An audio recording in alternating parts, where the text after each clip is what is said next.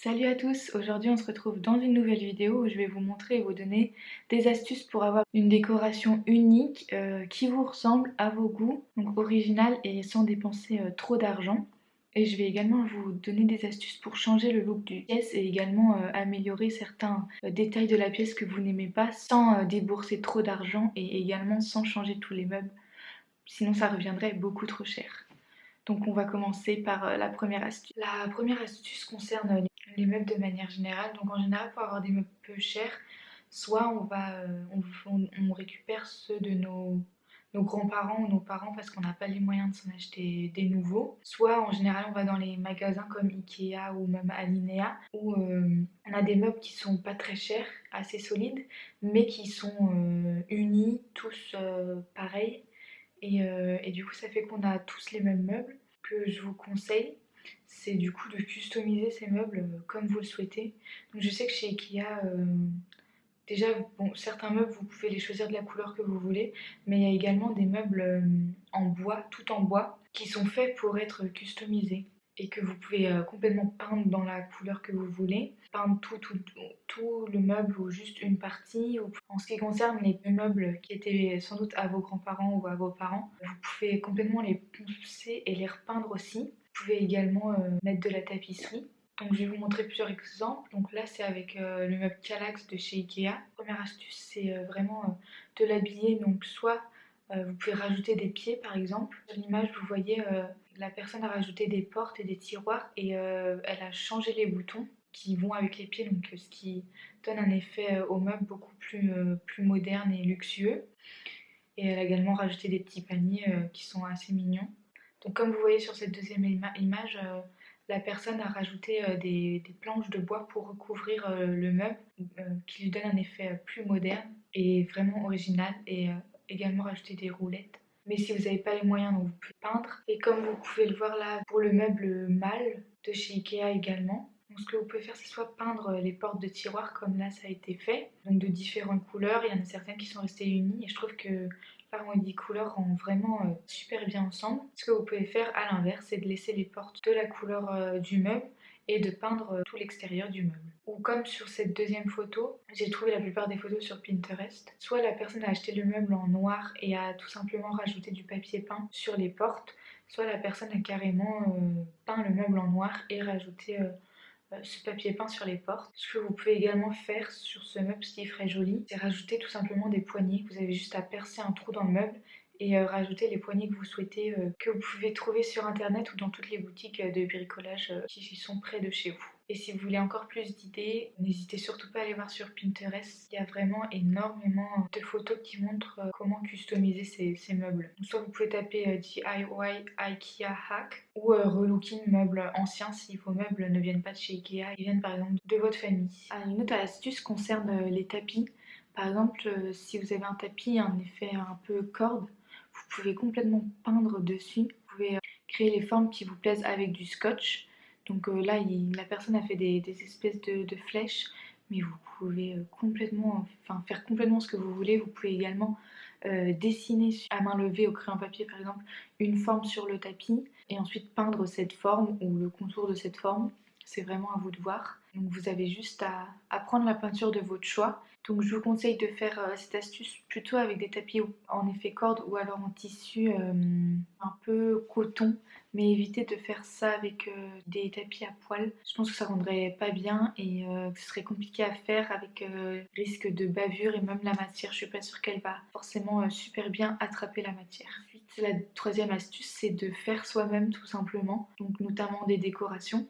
Donc soit c'est une décoration que vous avez trouvée sur un site de décoration, peu importe lequel, et qui vous plaît mais que vous trouvez peut-être trop cher pour ce que c'est. Ça arrive souvent pour certains tableaux notamment. Vous pouvez essayer de reproduire vous-même tout simplement. Donc, si c'est juste une affiche sur une feuille blanche ou alors sur une feuille canson, et si c'est carrément un tableau, il y a des tableaux dans tous les magasins. Après, il y a certains tableaux qui peuvent être difficiles à reproduire si vous ne savez pas peindre ou dessiner, comme moi par exemple. Mais il y a certains tableaux qui peuvent être très faciles à reproduire. Des fois, il s'agit juste d'une forme ou juste des effets de coups de pinceau. Certaines décorations qui sont faites main, comme les macramés ou les attrape-rêves, En général, ce sont des décorations qui coûtent assez cher. Ce que je vous conseille, c'est de les faire également vous-même. Vous achetez de la corde pour macramé. Donc, je sais qu'il y en a chez Cultura. Suivant l'épaisseur de corde que vous achetez, le prix est différent. Vous pouvez également trouver dans les magasins de papeterie, décoration ou de tissus également des cercles en bois, par exemple, pour faire les attrape-rêves. Tout ce qui est chaises, tabourets, qui peuvent être parfois classiques. Vous pouvez également les peindre. Je vous mettrai dans la barre d'infos une vidéo où j'ai customisé le tabouret de chez Ikea. Donc j'ai customisé en le peignant, en rajoutant du tissu dessus. Vous pouvez également rajouter un dossier si c'est un tabouret, changer l'aspect du dossier si c'est déjà une chaise qui en a un, changer la couleur, ou également dessiner dessus si vous savez dessiner. Donc ça c'est plus pratique pour les meubles qui sont en bois. Après, si vous avez une vieille chaise que vous trouvez soit en brocante ou qui appartenait à un de vos grands-parents ou de vos parents, vous pouvez très bien retirer le tissu qui est dessus et le changer par un tissu que vous préférez. Également repeindre si c'était une chaise en bois assez foncé. Vous pouvez la repeindre en blanc, en noir, enfin dans la couleur que vous voulez, une couleur qui s'accorde au tissu que vous avez. Si vous avez en plus plusieurs chaises, acheter du tissu et de la peinture, ça coûte beaucoup moins cher que de devoir acheter 4 ou 6 chaises pour tout changer. Ensuite, ce que vous pouvez faire, c'est acheter des housses de coussins. Certains coussins, suivant leur motif, peuvent être assez chers. Et du coup, ce que vous pouvez faire, c'est acheter des housses unies. Et vous pouvez rajouter soit, par exemple, des pompons sur tout le contour, faire de la broderie si vous savez broder, avec le prénom de votre enfant, des dessins que vous aimez. Également, rajouter de la corde. Donc après, c'est plutôt pour des coussins qui vont servir de décoration, pas forcément pour que ce soit hyper confortable, ou également de la laine. Vous pouvez également dessiner au feutre. Par contre, pour le feutre, il faut faire attention à quel feutre vous utilisez parce que sur du tissu, ça peut vite baver. Ce que je vous conseille, c'est d'utiliser un crayon qui est fait pour dessiner sur du tissu, un crayon spécial textile que vous trouvez facilement en mercerie. Et sinon, vous pouvez également peindre. Vous pouvez préalablement dessiner votre dessin au crayon à papier et ensuite peindre. Donc si c'est imprimer des motifs par exemple, comme la photo que je vous mets là, les visages d'un trait, c'est vraiment tendance en ce moment. Donc vous pouvez le faire vous-même en vous inspirant d'un que vous aimez bien, vous le dessinez au préalable au crayon à papier et ensuite avec la peinture de votre choix vous peignez dessus.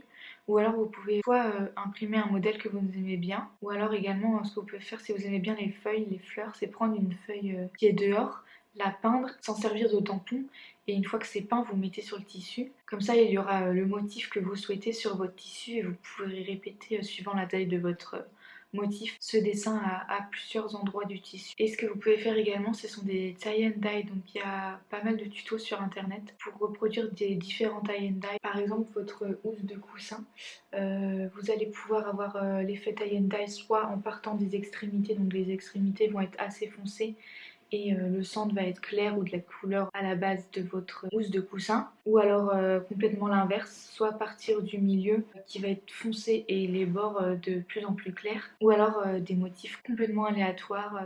Une autre astuce que vous pouvez faire, c'est mettre de la corde autour de vos pieds de table. Donc moi au début j'avais fait ça uniquement pour que mon chat puisse faire ses griffes dessus et je me suis rendu compte que en fait ça rendait bien, que ça améliorait même l'aspect de mon bureau et je préférais comme ça parce que j'ai un meuble également sur mon bureau qui est blanc avec la table en bois et du coup avec les pieds en corde ça fait une transition entre les deux et je trouve ça vraiment joli. Moi j'ai utilisé de la corde, de la vraie corde entre guillemets, sinon vous pouvez également utiliser de la corde par exemple pour macramé. Suivant la couleur de votre bureau, si vous avez un bureau noir ça pourra faire également très joli. Ce que vous pouvez faire aussi plutôt pour les accessoires de décoration, par exemple je sais que chez Cultura, même chez Ikea un peu, il y a pas mal d'objets de décoration qui sont en bois brut et qui sont en fait faits pour être customisés. Vous pouvez vraiment les accessoiriser et les peindre de la couleur de la pièce dans laquelle ils vont être. Donc, ce sont des produits de bonne qualité et qui sont peu chers et que vous pouvez complètement décorer comme vous le souhaitez.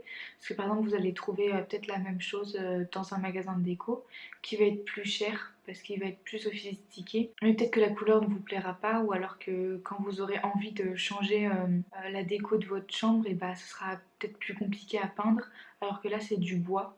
Vous pouvez le laisser en bois brut si vous aimez comme ça. Vous pouvez peindre une partie de l'objet ou complètement tout l'objet. Il y a plusieurs produits, il y a des produits pour le bureau, mais je sais qu'il y a également des horloges ou des pots, des cadres également. Donc ça c'est vraiment une bonne idée pour avoir une décoration unique qui est faite par vous et qui vous ressemble. Également, quand vous faites votre shopping, par exemple, si vous allez chez Ikea, n'hésitez surtout pas à aller regarder à la fin du magasin. Il y a une partie déstockage et promotion, enfin surtout déstockage, avec des meubles qui étaient de base en exposition et qu'ils ont décidé de retirer. Et du coup, ils les vendent dans cette partie-ci. Ils sont parfois un peu abîmés, mais en général, ils sont quand même de bonne qualité et ils sont surtout moins chers que produits neufs. C'est comme ça que j'ai trouvé ma table et j'ai gagné 50 € dessus. Il y a également des façades des meubles qui vendent. Ça peut permettre de changer suivant vos envies et comment évolue votre décoration. Il y a également des lampes ou même des matelas. Un matelas, ça peut vite coûter cher, donc n'hésitez pas à aller voir là-bas.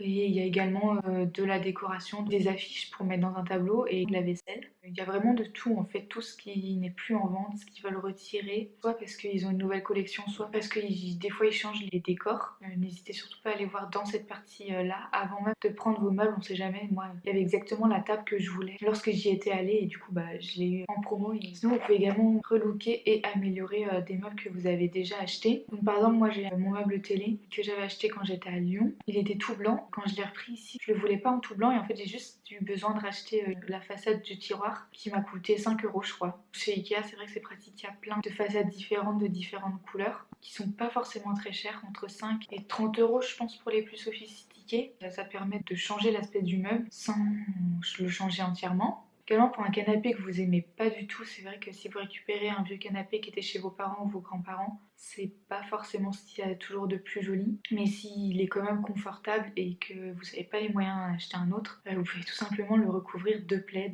donc un ou plusieurs plaids suivant le look que vous avez envie de donner. En plus, ça rajoute un côté cocooning et assez douillet. Et également ajouter des coussins. Et pour tout ce qui est par exemple la cuisine ou la salle de bain, ça coûte très cher de tout faire refaire. Et maintenant, il y a des solutions assez simples pour avoir une salle de bain ou une cuisine qui vous conviennent sans tout refaire. C'est utiliser par exemple si vous avez une partie, soit le mur, soit une partie... on a toujours une partie en carrelage, notamment dans la cuisine où... moi, c'est plutôt des plaques d'aluminium que j'ai entre les meubles et le plan de travail. Et en fait, ce que vous pouvez utiliser, c'est de la mosaïque autocollante. Donc, il y en a vraiment pour tous les modèles et tous les goûts. Ça va permettre de cacher ce que vous avez déjà et ce qui vous plaît pas en remplaçant par quelque chose que vous préférez. De la mosaïque comme ça, il y en a dans les magasins de bricolage. Donc, il y a Leroy Merlin, Castorama. Vous pouvez également en trouver sur Internet. Je pense que sur Amazon, il y en a pas mal. Et en fait, c'est autocollant, donc ça se fixe hyper facilement. Et j'ai l'impression que c'est quand même assez facile à découper parce que forcément, c'est pas pile poil à la taille de votre cuisine. Et ce genre de mosaïque coûte beaucoup moins cher que de tout faire refaire. Donc ça dépend par combien elles sont vendues et de leur taille, mais en général, elles sont vendues peut-être par 6. Ensuite, en ce qui concerne les modèles, donc il y a soit de l'uni, soit des carreaux colorés, des effets briques. Ensuite, en ce qui concerne les décorations murales, si vous voulez par exemple faire un mur de cadres, pour acheter tous les cadres et toutes les affiches, ça peut vite vous revenir à très cher. Moi, ce que je peux vous conseiller, c'est soit vous achetez les cadres et par exemple les affiches, vous pouvez les faire vous-même, vous inspirer de dessins que vous aimez, de citations que vous aimez, que vous avez juste à réécrire. Faire des choses assez abstraites mais de la couleur de votre choix, ça peut rendre vraiment bien. Sinon, en ce qui concerne les cadres, c'est en général ce qui coûte le plus cher par rapport aux affiches. C'est tout simplement utiliser du masking tape ou du scotch noir ou du masking tape de la couleur que vous souhaitez pour faire des cadres. Vous pouvez soit simplement accrocher dans chaque coin de l'affiche, soit complètement faire le contour de l'affiche. Vous pouvez même utiliser des cadres que vous avez chez vous et que vous pouvez repeindre facilement. Ce que vous pouvez également faire avec le masking tape, c'est carrément faire une fresque ou un dessin sur votre mur. Et ce que vous pouvez faire également pour décorer un mur, c'est acheter des stickers à coller. Si vous voulez mettre des miroirs ou des horloges, ce genre de choses, ou des décorations murales, c'est les faire vous-même. Je vous mettrai dans la barre d'infos une de mes anciennes vidéos où j'ai fait des DIY. Vous pouvez également faire bien sûr des macramés ou des attrape-rêves, des guirlandes également, ça peut vraiment rendre bien et habiller votre mur. Ce que vous pouvez faire aussi, et ce que j'avais fait, c'est découper des formes dans des papiers qui vous plaisent et ensuite vous n'avez plus qu'à les accrocher au mur. Moi, ce que j'avais fait, c'était des hexagones. Donc celui-là est noir et doré. Il y en a un complètement doré et celui-là était rose, blanc et doré. Ça rendait hyper bien et en fait il suffit juste de choisir le papier qui vous plaît en papeterie, à Cultura, il y en a plein. Moi ceux que j'ai fait ils font à peu près 10 cm, ils font je pense la taille de ma main, voilà, de la paume de ma main. Suivant comment vous les disposez, ça prend la taille à peu près d'une affiche en format A3 Après, ce que vous pouvez faire également, donc comme sur la photo que je vous mets, par contre là ce sont des croix qui ont été faites avec du masking tape, mais vous pouvez très bien découper dans un papier qui vous plaît une forme, par exemple un rond, et les coller à égale distance sur tout le mur. Et ça peut vraiment habiller vos murs, et pour ça vous n'avez pas besoin d'acheter du papier peint, vous avez juste besoin de vos feuilles. Et ça coûte beaucoup moins cher. Ce que je vous conseille pour les accrocher, donc soit c'est de la pâte à fixe, mais ça peut laisser parfois quelques traces, ou alors l'autre astuce c'est d'utiliser du scotch tout simplement. Vous savez la technique où vous retournez le scotch sur lui-même pour que ça fasse du scotch double face. Sinon une autre idée que j'ai c'est faire un mur de photos. Donc soit avec des photos que vous avez pris de vous, de vos amis, de votre famille, des voyages que vous avez faits. Et suivant la taille de votre mur, vous pouvez faire sur une partie du mur. Vous pouvez carrément, avec du masking tape, faire un cadre. C'est dans ce cadre-là, vous allez accrocher toutes les photos que vous souhaitez. Et ça coûte vraiment pas cher. Tout ce que vous avez à faire, c'est imprimer les photos que vous souhaitez. Ce que vous pouvez faire également pour vos murs, si vous êtes locataire, même si vous êtes propriétaire, vous pouvez le faire ça aussi. Vous voulez mettre par exemple du papier peint en mur et vous n'avez pas envie de le coller, parce qu'apré pour l'enlever, tout repeint, c'est un peu énervant. Ou même si vous êtes propriétaire et que vous aimez bien le papier peint mais que vous aimez bien surtout changer assez souvent votre décoration, ce que vous pouvez faire c'est tout simplement prendre du scotch et le scotcher au mur, donc bien tirer quand même pour que ça rende joli. C'est une bonne astuce si vous êtes locataire, mais si vous êtes propriétaire et que vous aimez souvent changer de décoration, vous pouvez complètement faire ça. Ça se fait beaucoup en ce moment d'avoir par exemple une ou deux bandes ou juste une partie du mur recouverte de papier peint et pas le reste. Ça permet d'avoir une décoration que vous pouvez changer un peu quand vous voulez. Et comme vous n'avez pas besoin de beaucoup de papier peint, ça ne vous coûte pas extrêmement cher non plus. Donc voilà, c'était tout pour cette vidéo. J'espère qu'elle vous a plu, que ça vous a donné plein d'idées pour faire de la décoration chez vous. N'hésitez pas à me taguer sur Instagram si jamais vous refaites des astuces que je vous ai montrées. Et n'hésitez surtout pas, si vous avez d'autres astuces, à les mettre en commentaire pour qu'on puisse tous s'inspirer, pouvoir avoir une décoration originale et à moindre coût. Si la vidéo vous a plu, n'hésitez surtout pas à vous abonner à la chaîne et à liker la vidéo. Et moi, je vous retrouve bientôt dans une prochaine vidéo. Salut!